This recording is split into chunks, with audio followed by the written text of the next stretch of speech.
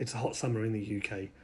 The far right are now banding together and marching and protesting outside, mostly peaceful but not always, outside places of refuge, hotels that are housing refugee seekers. And think about what a refugee is. Well, first of all, the obvious refugee, the biggest refugee, the most famous refugee is Jesus.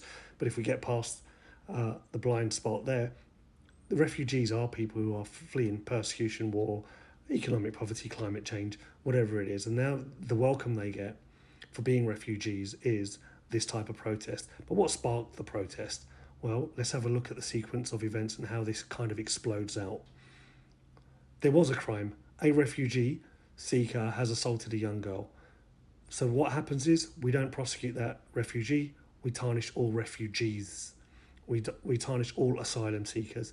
But what do we do by tarnishing them? Anyone who supports refugees is now supporting assault on women, attacks on women, assaults on children, the abuse of minors.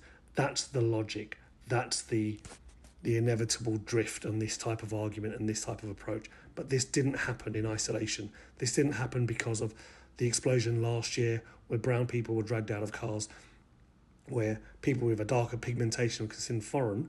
So look at the link. A criminal who has done something, who happens to be a refugee, all refugees, all supporters of refugees, all black and brown people. That's the sequence of events. I say this didn't happen in isolation. Starmer's Claire dog whistle of an island of strangers. Who was he targeting at? He wasn't targeting at his loyal base. He wasn't targeting at the brown and black people who said, actually, this is what's happening. Even people who actually think there is a problem of an insular nation where people only hang out with their own, whether that's people in the villages, the white countryside, or people in Streatham or Lewisham or Ilford. Doesn't matter. We all can see that problem. But when Keir Starmer says it, he's really targeting and dog whistling to the far right to pander to that vote, that red bloc that Labour lost. And this goes back all the way. I'm not going to go all the way back to Enoch Powell or even before that. I'm going to stick to the 2010 elections where Phil Willis, the Minister for Immigration, think about it, the Minister for Immigration under a Labour government was removed from power. And for what? Because he lied about his campaign. And to quote, if we don't get the white folk angry, I'm gone.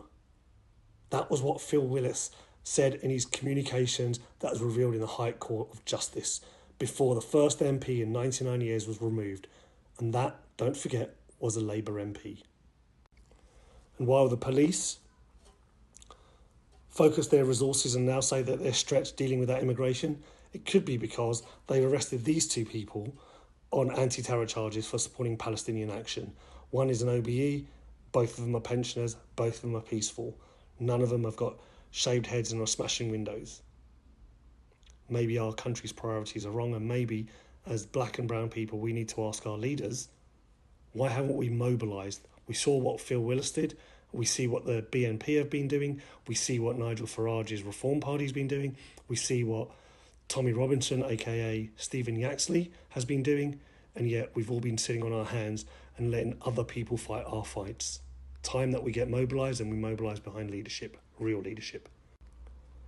Inshallah, that's some food for thought. And inshallah that we realise that what we're seeing today is not because of some random action that's happened occasionally.